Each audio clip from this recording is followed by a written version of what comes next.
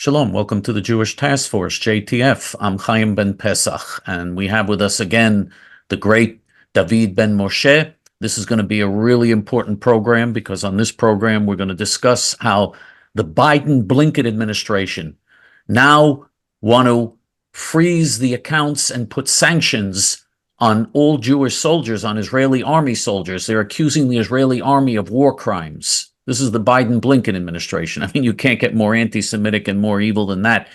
And this really shows what Israel is in for in the future, unless Israel finally decides to go independent and finally decides to become self-sufficient, which she easily can do if she just had the right leadership. We're going to discuss all of that. Also, sanctions on the Temple Mount organization. In other words, an organization that all they do is try to create awareness and consciousness of the Jewish rights to the Temple Mount to rebuild the Holy Temple. That's all they do. They don't even have any activities. They're just all in an information organization. And the Biden-Blinken administration put sanctions on them as well. We're also going to discuss how Donald Trump is problematic. He just did an interview with Time magazine that was very anti-Israel, and if he turns on Israel, we'll turn on him in 2 seconds. We will not support him if he's going to be anti-Israel. Israel is our issue. And if he's going to be against Israel, we're not going to support him. And he never was a friend of Israel. Right now we're supporting him because he's a lesser of the evils, but a lesser of the evils is still evil. We're going to discuss his interview with Time magazine. And the heroic Hilltop youth, we're going to tell you about their heroic battle today as we do this program. 30 of them were arrested because they took down another hilltop and destroyed another hilltop called Or Meir. We're going to tell you what happened. What valiant young warriors these Jews are. And we're going to tell you what they did and how you should be very proud of them. But first of all, this program is dedicated to a refuah shlema, a complete recovery for Sharon Mitman, Shlomo ben Sarah, Dorit bat Sarah, Ruven ben Shoshana, Ruth bat Sarah, and Ruth bat Sarah. And to Ilui Neshamot, elevating of the souls for Malka bat Meir, Allegra bat Shlomo, Daniel Nankin, Victor Chazdai, Pesach Ze'eb ben Dov, Lunita Adler, Shifra Hoffman, Ruven Hoffman, Barry Hoffman, Harab Meir Kahana, Harab Binyamin Kahana, Tzipora Fegi, Bat Liba, Yosef Ben Meir, Robert Mittman, Dennis Shore, Helen Friedman, and Charles Zolat. The Biden-Blinken administration is now accusing the Israeli army of war crimes. Imagine the wimpy behavior of the Israeli army that allows the Arab terrorists to massacre thousands of Jews, allows Arabs to march all over Israel calling for the destruction of the Jewish people and calling for genocide against the Jewish people. The Israeli army that has orders that you're not allowed to you're not even allowed to shoot at Muslim terrorists. They had orders, you can't shoot at the Muslim terrorists unless they shoot at you first. And just insane Israeli army tying the hands of the soldiers, and thousands of Israeli soldiers have been murdered by the Israeli generals, these left-wing Israeli generals and other criminals that run the Israeli army. And even this is too much for the Biden-Blinken administration and for the world. They're all screaming and yelling. How dare Israel survive? Israel's not allowed to survive. They are now threatening to put sanctions for war crimes on all Jewish soldiers on the Israeli army. That's their latest thing. And we warned that if they start with the heroic Hilltop youth, because they put sanctions on the Hilltop youth, if they start with the Hilltop youth, anyone in Israel can be a victim of these sanctions. And by the way, the international court, the so-called international court, this kangaroo court, this zoo that they have in The Hague, with countries from the worst, most brutal, most murderous, genocidal dictatorships in Africa and third world countries and Muslim countries. They sit on the court and they're judging Israel. And there's now talk that they're going to issue arrest warrants for Benjamin Netanyahu, the prime minister, and for all the leaders of Israel. They're going to issue arrest warrants against them for war crimes. It's just the level of Nazi Jew hatred is just unbelievable. And this is despite the fact that Israel does not do 1% of what she should be doing against her enemies. Not even 1%. They're allowing Iran to build nuclear bombs. They're allowing Hezbollah to put 250,000 missiles aimed at Israeli cities on the northern border and fire hundreds of missiles at Israel every day and doing nothing about it. And 80,000 Israelis were evacuated from their homes and are not living in their homes anymore because of Hezbollah on the northern border. And they allowed Hamas to do what Hamas did in the south. I mean, the Israeli government, the Israeli army are the wimpiest, most pathetic, most cowardly, most appeasing people you could possibly imagine, you could possibly deal with. What a miracle! What a ness!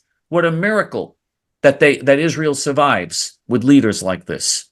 The Israeli soldiers happen to be very brave. Israeli soldiers are very courageous, very brave, very ferocious fighters.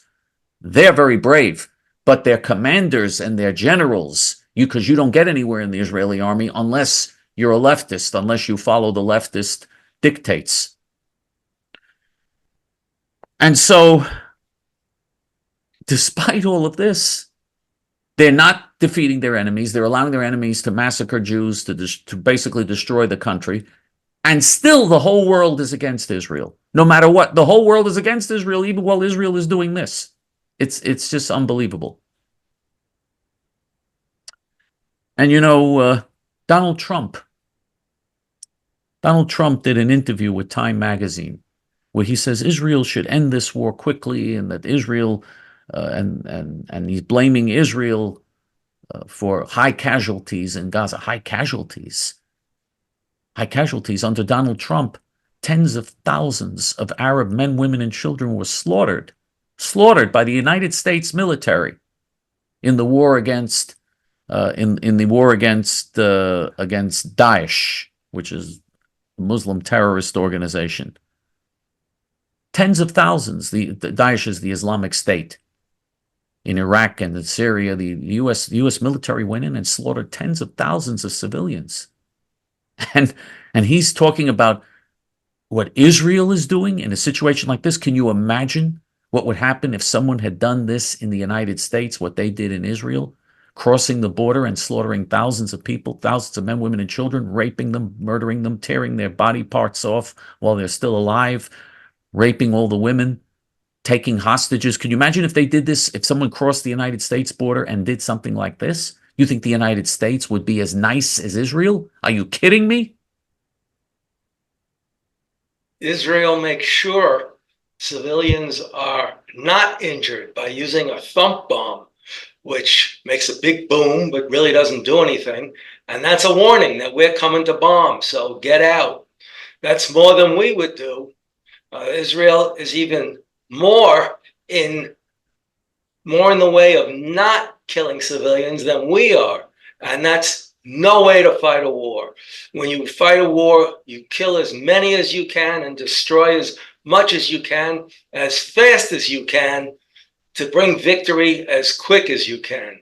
They have what they call smart bombs. They spend billions of dollars to develop what they call smart bombs, which are bombs that won't injure, that'll limit the number of people being killed or injured. I want dumb bombs. I want retarded bombs that blow everybody up in sight in Gaza. That's what I'd like to see. That's what they deserve. They're Nazis. They're all Nazis. They deserve it. They elected Hamas, and they support Hamas enthusiastically.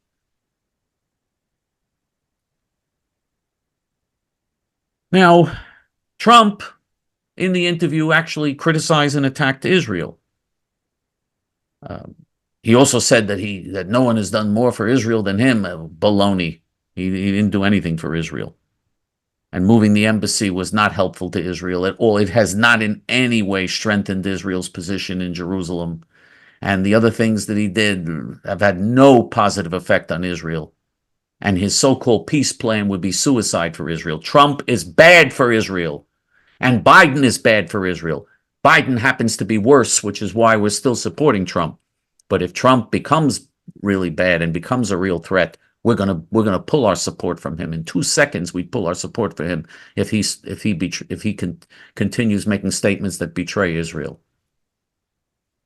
Right now, we're still supporting him because Biden, like this latest thing they're doing with declaring the Israeli army is committing war crimes and threatening to issue sanctions against every Jewish soldier. In a situation like this, of course, the Biden administration is the most anti-Semitic administration in history. It's unbelievable what the late Joe Biden is doing. I mean, it's just unbelievable. And, you know, and that self-hating Jew, Anthony Blinken, that low-life self-hating Jew, always self-hating Jews are behind all of these anti-Israel moves. They always are the leaders of the move to hurt their own people. It says in the prophets tell us in the Bible, your destroyer shall come from within.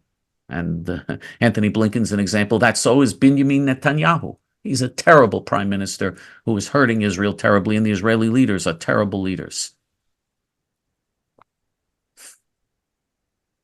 We're losing the war in Gaza because Israel's bogged down just like the United States was in Vietnam and not getting anywhere. We're losing the war and not getting the Arabs out, which is what Israel should be doing. Israel should be getting the Arabs out.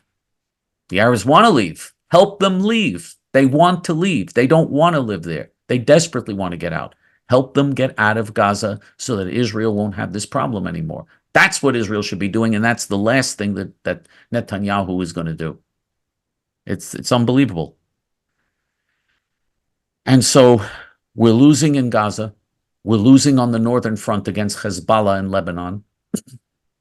Iran is close to building nuclear bombs.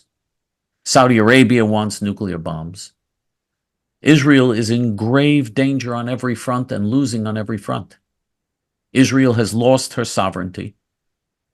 Now, you can't get promoted in the Israeli army to general anymore without American approval. The United States decides who are going to be the generals and who's going to get appointed to positions in Israel. And now the Biden-Blinken administration is imposing sanctions on the Temple Mount organization, a Temple Mount organization that does nothing except provide information and try to educate people. They don't even do anything. They just provide information about the Temple Mount and about how we want to eventually build the Holy Temple again. And that organization has sanctions now from the Biden-Blinken administration. They're putting sanctions on their bank accounts and on all of their activities. I mean, just for providing information, while giving hundreds of millions of dollars in U.S. tax dollars to help the PLO terrorists and the Fatah terrorists in Ramallah, which is what the United States does. Israel also does that. Just insanity, complete insanity. There is one front. There's one front in which Israel is winning, only on one front, and that's in Judea and Samaria with the Hilltop youth facing off against the Arab Nazis in Judea and Samaria. That's the only place where Israel and the Jews are winning because of the Hilltop youth. And the Israeli army doesn't like that. And the Israeli police don't like that. And when I say the Israeli army, I'm not referring to Israelis. The Israeli soldiers are heroes, and they're very brave soldiers. I'm talking about the generals and the people in charge and the politicians that run the army. I'm talking about them. I'm not talking about the Israeli soldiers. Israeli soldiers are very brave, and we have to defend the Israeli soldiers. But the Hilltop youth, they came in today to destroy Givat Or Meir. It's called Or Meir. It's a hilltop called Or Meir. And they came in to destroy this hilltop. At the end of it took them 5 hours to get the Hilltop youth out. Imagine sending in police and all types of equipment. And with all of this, it took them 5 hours to get several dozen heroic Hilltop youth out because they resisted. And they resisted ferociously. They didn't resist with weapons, but they resisted physically. And these are tough kids. These are kids, but some of them are kids. Some of them are teenagers. Some of them are in their 20s. But they're tough. These are tough young Jews. And so they resisted. And 5 hours, when the police come in to take people, like the police came in to take the the human refuge, the human garbage out of Columbia University. When the police came to take out the rodents, two-legged rodents in Columbia University, didn't take them 5 hours. They grabbed people, pulled them out, and arrested them and took them out. That was it. With the Hilltop Youth, it took them 5 hours. Can you imagine the level of resistance there? Had hundreds of police surrounding several dozen Jewish youth, unarmed Jewish youth, just resisting with their hands. And 5 hours it took them to get them out. They arrested 30 of them. All of them have been released because they know that if they keep them in custody, it's going to cause more problems for them in the end from other Hilltop youth. So they released them in Jerusalem. They arrested them, brought them to Jerusalem, arrested and released them. But the Hilltop youth, they're the ones who are giving us victories. Do you know that maybe 30,000 or 40,000 Arabs have left Judea and Samaria now since the beginning of the war? And they blame the Hilltop youth. They say it's because of the Hilltop youth. They're taking all our grazing land and they're... You know why the Hilltop youth are responsible for the Arabs leaving? The Hilltop youth aren't doing anything to the Arabs physically. They're not doing anything to them. They're not, except if the Arabs try to attack Jews, then the Hilltop youth defend themselves. But the Hilltop youth are not doing anything to the Arabs. They're not attacking the Arabs. They're just grazing, but their presence there, right in the middle of all these hilltops in the middle of Judea and Samaria, this is showing the Arabs that that there are Jews who are not going to leave, that there are Jews who are determined to stay. And that causes the Arabs to throw their hands up in despair and say, we're leaving. We're not going to be able to take over here. That's what's happening. Because they see the determination and the temerity of the heroic Hilltop youth, tens of thousands of Arabs have left. And again, I can't tell you what a huge percentage of the activities of the Hilltop Youth is financed by... J.T.F. is the only organization outside of Israel that helps them. No one else helps them outside of Israel. No one. They get zero from people outside of Israel, except from J.T.F. In Israel, they also have their own fundraising apparatus. But J.T.F. is the organization that helps them outside of Israel. And you can help them. You can give victory and hope to the people of Israel. They are our hope, the Hilltop Youth. They're the ones who are showing the people of Israel how you're supposed to do things. No compromising, not 1 inch. They don't give in at all. And they're taking over more and more areas, creating new hilltops, expanding their hilltops, moving in on new areas all the time. They're showing the Jews the way you're supposed to lead and behave in the Middle East. As our great leader, Haram Mir Kahana, Zecher Tzadik V'Gadosh Livracha, Hashem Yikom Damo, used to say, because when Jews used to say to him, why don't the Jews and the Arabs sit down, have a cup of coffee, work things out? Well, what is this? Why don't they just work everything out? And, what is this? What is all this fighting? And, Rabbi Kahana used to say, you don't understand. The Mideast is not like the Midwest. This is not like a Western country or like the United States. This is a completely different mentality with people. These are people who murder their own children. It's called family honor. They murder their own children. If the son or the daughter disobey the father by coming home 5 minutes late, whatever, they can be murdered. This happens all the time. They murder their own children. They castrate. They don't castrate, but they have what they call female circumcision. They cut off the clitorises of 6-year-old girls. Over 90% of Egyptian Muslim women have had their clitorises cut off. Usually with broken bottles or sharp cans, because they don't have scalpels. The mother holds the daughter, the little girl down, and the father, without any anesthesia, without anything, cuts off the clitoris of a 6-year-old girl.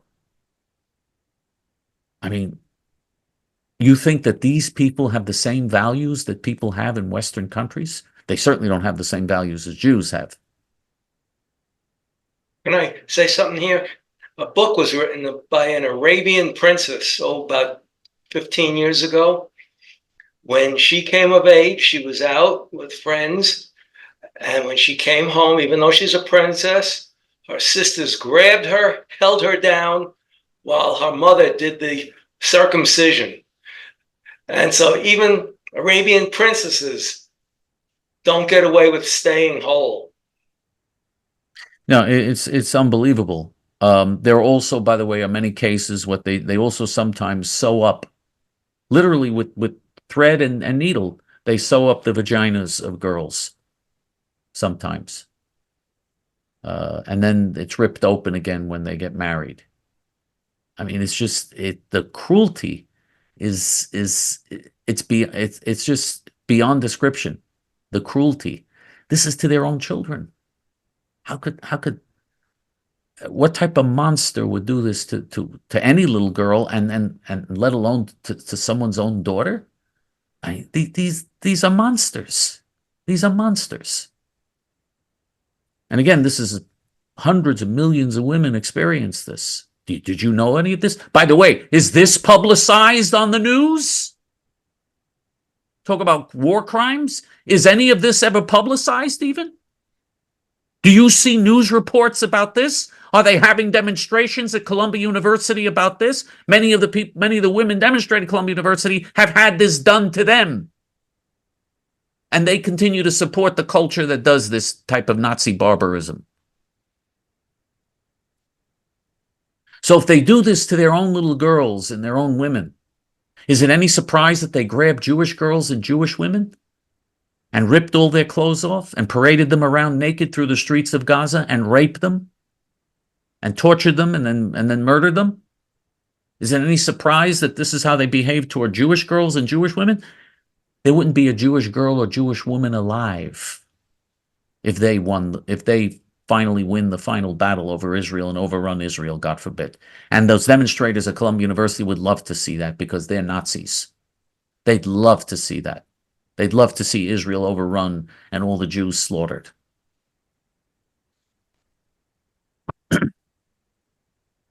And so you have a way now, you have an opportunity now to answer them. The answer is the Hilltop Youth. That's the answer. That's the type of Jewish leadership we need. If you want to help the heroic Hilltop Youth, the Jews that do fight back, the Jews that do stand for something, the Jews that put their lives on the line, their whole life is devoted just to helping the Jewish people. Imagine to give up everything and live in a remote hilltop just to make sure that the land, that this Jewish land is not handed over to the enemies of the Jewish people, and sacrifice everything just to save the Jewish people. I mean, where do you get such noble idealism in this day and age? You don't see anything like this in America or in Europe. You don't see Americans going to the U.S.-Mexico border and setting up homes there and saying, we're going to live here, we're staying here because you're not coming across that border to destroy the United States. You don't see people doing that in the United States. You don't see this type of behavior in any other Western country, only among the heroic Jews of Israel. By the way, the Jews of Israel, I hope, will inspire righteous Gentiles to do righteous deeds as well.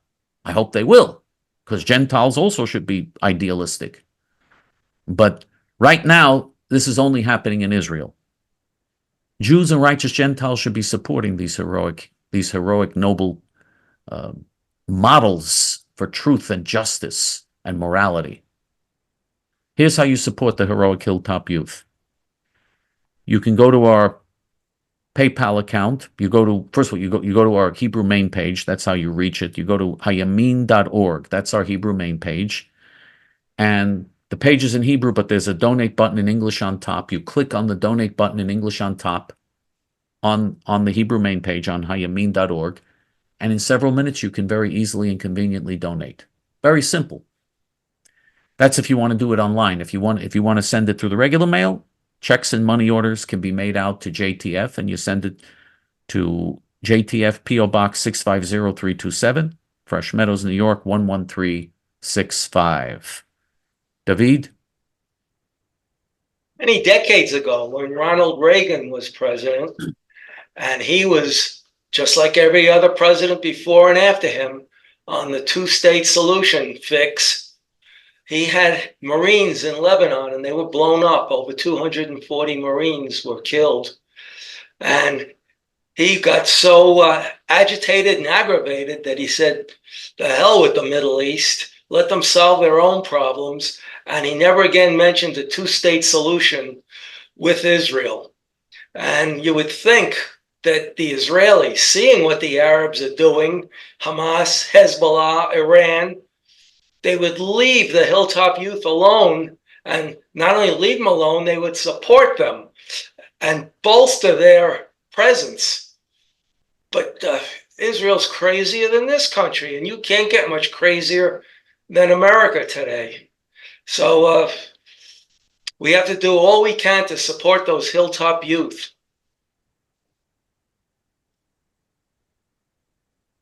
And of course, at the colleges, especially the Ivy League colleges, but not Princeton. I don't know why not Princeton.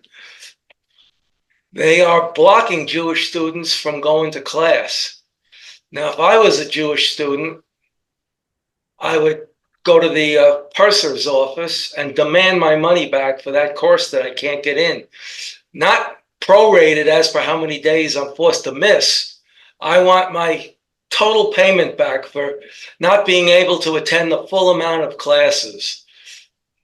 I've seen Jews not break through, but twist and turn with their arms in the air to show they're not violent, and walk through the human barricades of Muslims and Antifa and Black Lives Matter and anyone else who is, they're not anti-Zionist, they're not anti-Israel, they're anti-Jew, and they're screaming to kill the Jews. They're not saying kill the government in Israel, they're saying kill the Jews. They're also, by the way, they're also burning American flags. I don't know if you've seen the pictures of it. They burn American flags also. Yes, this is what our government brought in. After 9/11, the government, George Bush, said, we will never forget. That lasted about 3 weeks before they started bringing Muslims into this country, legally, not sneaking in. And Muslims have been coming in ever since. When they get a small presence, they become a small annoyance. When they get a mid-sized presence, then they start becoming violent. And when they get an overwhelming presence, they become the dominant force, the dominant religion, the dominant political system in your country. And don't be surprised if they come hunting for you. I don't know if you remember a few weeks ago, I guess you'd call it either Greek Orthodox or Russian Orthodox bishop in Australia was in his church when a Muslim came in and stabbed him in the face. This bishop was well liked. They said he was a very nice man. And even though he was stabbed in the face multiple times by this Muslim, he blessed the Muslim and said, I forgive you. Would you ever see a Muslim do that? I bet the Muslim's sorry he didn't kill the bishop. But by the way, I think the bishop is crazy. But anyway, go ahead. I think he's crazy. I'm sorry. That's insane. That's insane. It is. First of all, if I saw a Muslim coming into my church, I would tell him to get out. And if he kept coming, I'd attack him. Mm-hmm. Speaking about our colleges, in the past 100 years, our colleges have gone from teaching Greek and Latin to now teaching remedial English, because the kids coming into college, and they're really not kids, they're young adults now, learned nothing in high school. I was watching more videos of asking simple questions to college-age students, the typical ones. How many continents are there? One person said 24. Most answer 3. How much is 3 times 3 times 3? Most answer 9.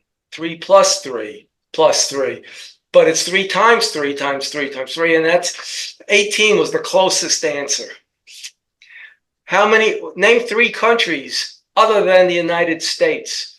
And instead they named 3 states within the United States as 3 other countries. When asked what is the capital of the United States, the most common answer was America. They didn't even know Washington, D.C. is the capital, the District of Criminals. Well, but what do you expect? I mean, So how do they get into college? Joe Biden couldn't answer those questions. Neither could Kamala Harris. Have you seen Kamala? She's asked a question. She's asked a question at a press conference with the foreign minister of Poland. I think it was the foreign minister of Poland in Warsaw. And they're talking about refugees and people being killed in the war. A serious question. People killed in the war. She goes, I mean, this is just unbelievable. This is just unbelievable. I mean, Kamala Harris would not be able to answer those questions that you refer to. Neither would Joe Biden. Joe Biden doesn't know what country he's in. Joe Biden doesn't know where he is. The only thing he wants to do is go and eat the ice cream, like the ice cream in the old age home. I mean, it's unbelievable. And they really should give him a walker. Because you see, he keeps falling. He should have a walker. He should be, they should be assisting him. They don't want that scene. But in the White House, when he walks down the hall, he has to have somebody walking with him, holding him up. He went to the correspondence dinner and he looked like he was embalmed. They put so much makeup on him. And why do they put makeup on him? What are they trying to hide the fact that I think people know that when you're 81 years old, you're going to have some wrinkles. What do they put makeup on him for? I didn't understand. So much makeup on him. And he was so charged up. I mean, I think they drugged him. I think they gave him a stimulant to keep him going. He only spoke, by the way, usually you speak at those, you speak for a half hour usually. Most people speak a half hour, 40 minutes, and they tell jokes and so on and so forth. He only spoke for 10 minutes. He couldn't go on for more than 10 minutes. And he keeps referring to Donald Trump as Donald Crump. And that's not a play on words. He can't say Trump, so it comes out clump or crump. He is, he is really beyond the pale already. I mean, he's just in another world already. The fact that he's president of the United States and Kamala Harris is next in line to be president. Did you ever hear the way she speaks? We really, we did a video last week on Biden's senile. Did you see the video, by the way, David? Sure. Okay. We did a video on Biden's senile moments. People should see it. We should do videos on Kamala Harris because, the things she says, it's like we're aware because we're here. And when we're here, we understand. And when we understand, we're aware because we're here. We have to understand where we are here. This is the type, I'm not exaggerating. This is the type of speeches that she makes. This is the way she answers questions. It's just, and Joe Biden, it said on his teleprompter, people know what a teleprompter is, I hope. Teleprompter is the thing where you read. In other words, when the politician is reading, there's a screen in front of him that you don't see, that's where he's reading his lines. So Joe Biden is reading. It scrolls so that when it gets down near the bottom, it continues up, and he can keep going. Right. It used to be, they used to have, they used to write it out on cue cards, and they used to keep changing the cue cards. But now, of course, they have a more advanced system. But anyway, so Joe Biden, it said on his teleprompter, 4 more years. That he should say 4 more years because they want four more years of the wonderful Biden administration. It's been a wonderful administration. We have sky high inflation. Interest rates are going through the roof. The economy is collapsing. We have $31 trillion in debt. Is it $34 trillion in debt already? Who knows? Well, what's $1 trillion amongst friends? Yeah. And I mean, the whole economy is basically is just a catastrophe, and the American people are losing and losing and losing value on their homes, on their equity, on everything, on their 401ks. Everything is going every they're losing value, and but we want 4 more years. So it said on his cue card that he should save 4 more years, and it said save 4 more years and then pause, and it said 4 more years, pause. It said, why I should was he wondering if pause? you were going to say that because I Yeah, was going to bring it yeah. up. It said pause. Why did it say pause? Because in other words, after the 4 more years, he should give people a chance to chant 4 more years and to applaud when he's so it says pause. So it said 4 more years, pause. So he reads it out. 4 more years, pause, he reads. And then again he repeats it. 4 more years, pause. I mean, it is just beyond belief. A third grade student, not today's third grade students, but I'm saying third grade students when we had a normal country in the 1950s, let's say, in the 40s, the 50s, even the 60s, third grade student would have been more capable than Joe Biden. I mean, this is just, do you realize how dangerous it is that this is the president of the United States? And next in line is Kamala Harris. Every time he goes off he went to Vietnam. He said in Vietnam, he says, I have to go to sleep now. I don't know about you, but I'm going to sleep. He was so disoriented and didn't know whether he was coming or going. I mean, he should go to sleep. There's no question about it for a long time. But Kamala Harris, she would be next in line. She's going to manage the office of the president with her self-hating Jewish husband, Emhoff, who is the type of Jew who would be demonstrating at Columbia against Israel. That's the type of Jew he is. And I mean, these are the people who are in charge of the United States of America.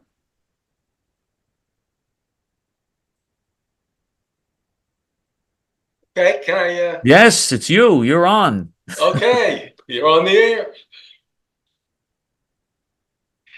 I don't know if you ever heard of Judge Abina Darka, and she is. She said in her courtroom, the Second Amendment doesn't exist because somebody, I don't know his name, I don't want to say it anyway, was making homemade guns, which is actually legal, even in New York, maybe not New York City, but New York State. It's actually a law where you can make homemade guns as long as you don't shoot people with them or you don't put them up for sale because you didn't go through all the licensing and permits. And for your own home use, you can make guns. And he made about 18 guns. And all of a sudden, one day, there's a knock on his door. It's ATF and the local police. They arrest him. And he ends up in the courtroom of Judge Abina Darka. And he's claiming Second Amendment rights. And the law, the law by the legislature signed by a governor.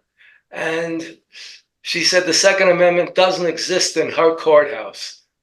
So he's facing up to 18 years in prison for doing what the law said he was allowed to do. That's our country today. Now, in another part of the country, a guy broke into an old woman's house. She was 85 years old. And she was a little spry for 85. She grabbed her .357 Magnum and shot the guy. She got shot too, but nothing serious. She shot the guy. I think she emptied the gun into him. And I don't have to tell you, a Magnum could go in one side, come out the other, and come around and do it again. Wow. I like that. Good girl. Good girl. And then the little blurb underneath, and she's not facing charges. Why is that even brought up? This man broke into her house. He's in a dangerous profession, breaking into houses and stealing and coming in with a gun. He should expect to be met with a gun, and that should be it. And if he fails and gets killed, well, too bad.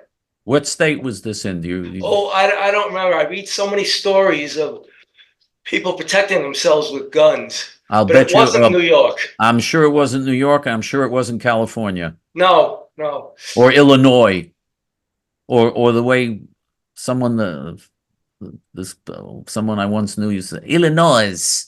Yeah. Okay. It Anyway, might have been Iowa, but don't hold me to it. okay. Iowa's a little more normal than these other places. Okay. While the recent Ramadan was going on in London, and if you've ever seen videos of modern London streets, you don't see any English people. They're all Muslims. Men, women, it's Muslim after Muslim after Muslim. There's no English people. Probably if an English person tried to walk down the street, they'd probably try and chop his head off because he's coming into a Muslim neighborhood. You know, the mayor of London, they elected a Muslim mayor. You know that. Long ago, Yeah. years ago. Yeah. But listen, I can't really hold that against them because the United States elected a Muslim president. But anyway, go ahead. People will think you mean Biden, but you mean Obama. Right. No, but Biden doesn't have a religion. Biden just wants his ice cream. He just wants ice cream, ice cream. Okay. Well, during Ramadan, not in the streets of London, but this employee was in a cafeteria eating his lunch. And it's Ramadan. In Ramadan, they fast all day long and then they gorge themselves for dinner. Very healthy. Yeah. And then they have to fast again the next day and do that for I don't know how many days. A whole month. They can do it all the time. Hopefully it'll kill them.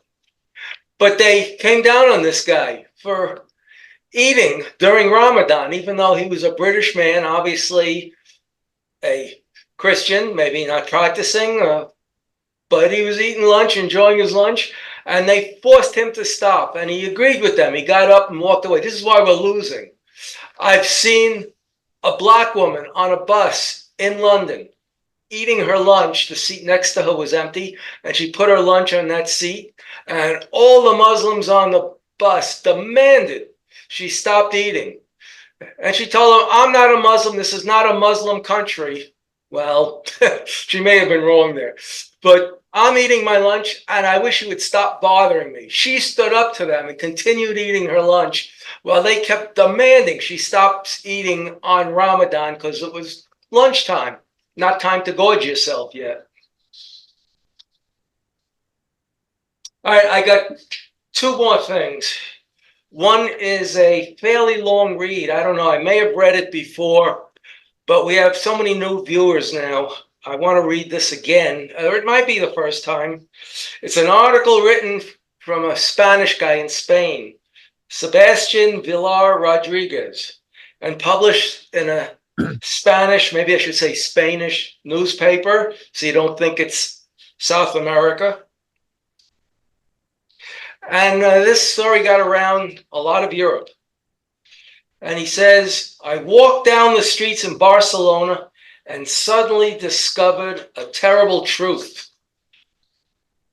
Europe died in Auschwitz. We killed 6 million Jews and replaced them with 20 million Muslims. In Auschwitz, we burned a group of people who represented culture, thought, creativity, and talent. We destroyed the chosen people, truly chosen, because they produced great and wonderful people who made great contributions to the world and thus changed the world. The contribution of today's Jewish people is felt in all areas of life, science, art, international trade, and above all, as the conscience of the world. Look at any donor's board at any symphony, art museum, theater, art gallery, science center, etc. You will see many, many Jewish surnames. These are the people who were burned. Of the 6 million who died, how many would have grown up to be gifted musicians, doctors, artists, philanthropists? And under the pretense of tolerance, and because we wanted to prove to ourselves that we were cured of the diseases of racism and bigotry, Europe opened our gates to 20 million Muslims who brought us stupidity and ignorance, religious extremism and lack of tolerance, crime and poverty due to an unwillingness to work and support their families with pride. They have blown up our trains and turned our beautiful Spanish cities into the third world, drowning in filth and crime. Shut up in the apartments they receive free from the government, they plan the murder and destruction of their naive hosts. And thus, in our misery, we have exchanged culture for fanatical hatred, creative skill for destructive skill, intelligence for backwardness and superstition. We have exchanged the pursuit of peace of the Jews of Europe and their talent for a better future for their children, their determined clinging to life because life is holy, for those who pursue death, for people consumed by the desire for death for themselves and others, for our children and theirs. What a terrible mistake was made by miserable Europe. Recently, the UK debated whether to remove the Holocaust from its school curriculum because it offends the Muslim population, which claims it never occurred. It is not removed as yet. However, this is a frightening portent of the fear that is gripping the world and how easily each country is giving into it. It is now approximately 70 years after the Second World War in Europe ended. This email is being sent as a memorial chain in memory of the 6 million Jews. And then he goes on to talk about how many others were killed. He said 20 million Russians. The number is somewhere between 20 million and 55 million. The most decided number is 35 million, Russians only. Catholic priests who were murdered, raped, burned, starved, beaten, experimented on, and humiliated. Now more than ever, with Iran among others claiming the Holocaust to be a myth, it is imperative to make sure the world never forgets. How many years will it be before the attack on the World Trade Center never happened because it offends Muslims? This is where we're headed. And I have one nice story to end with. The Levinsons came from Latvia to Germany in the 1930s, before Hitler was chancellor. And of course, they could have faced the hatred against Jews, but they stayed fairly hidden. And they were taking family pictures of their new daughter, Hesse Levinsons. And Hesse was about 6 months old when they took her picture. A good-looking baby. It was actually just a bust from like the upper chest up. It was her head. And the photographer was an anti-Nazi. And the Nazis were compiling a book of what perfect Aryans look like. So they had men who blonde-haired, blue eyes, big muscles, women who looked athletic, blonde hair and blue eyes. And photographers were submitting pictures of babies. The picture of Hesse Levinsons was sent to the magazine as a joke by this photographer. And she got in as the perfect Aryan baby. So throughout the war, and that the Levinsons never let on that was their daughter. They stayed hidden. Throughout the war, she was the perfect Aryan baby, and the joke is that she was Jewish. So it shows how. By the way, that wasn't the only example. You know, there was also a male baby in Germany that was also chosen. They found out later that he was Jewish, the baby, but he was also chosen to be an example of Aryan, and they put him on all of the German state-owned, for baby food and everything else. He was the Aryan in Nazi Germany. He was supposed to be the example of an Aryan, and he was also Jewish. Well, after the war, the Levinsons went to Holland and then England, when it was still England. And they eventually came here. And as Hesse Levinsons, it's not Levinson, which is the normal name. She has an S at the end of it. Grew up. She went to Columbia University and graduated as a chemical engineer. That's pretty good from Columbia, back in the days when Columbia was a university. And you didn't go to college for an exchange of ideas like the leaders of the colleges. So you went there to learn. to expand upon what you learned in high school. And it finally came out that she was the Aryan baby, the Jewish Aryan baby in the Nazi handbook of what the perfect Aryans look like. So I saw her interviewed as an older woman now. I don't even know if she's still alive, but because this interview was probably around between 2000 and 2010, or maybe 1998. And she was an older woman, and you could hear she didn't even have a trace of an accent, even though Latvian, well, she was born in Germany, and then to Holland, then to England. She spoke perfect English. You could tell someone who can speak without an accent even though they weren't brought up, has a brilliant mind. It's a shame she grew older. I would love to see what she looked like and how she behaved and acted in her prime. Oh, I do have one more thing. Thanks to our brain dead president, as Chaim says, the late Joe Biden, and because of all the crime that the Democrats are allowing. And of course, the Democrats will silently say they approve of what I'm about to read because it's a form of reparations. But the Republicans will come out and they won't condemn it. In their weak, timid little way, they'll say, we support law enforcement. Macy's is closing 150 stores. Dollar Tree is closing 1,000 stores. The Gap is closing 350 stores. Regal Cinema is closing 429 locations. Walgreens is closing 900 stores. Foot Locker is closing 400 stores. Burger King is closing 400 locations. Kroger is closing 413 stores. Kroger is like the parent company, and they have their own chain too, but it's the parent company of a lot of various supermarkets. In fact, the big supermarket in my town, it's not named Kroger, but it's owned by Kroger. And that's it. I don't know where this economy is going, but I know you'll tell people not to eat steak. But the steak at the supermarket here when Trump was president, when it was on sale, was $4.77. When Biden took over, it went to $6.77 because of inflation.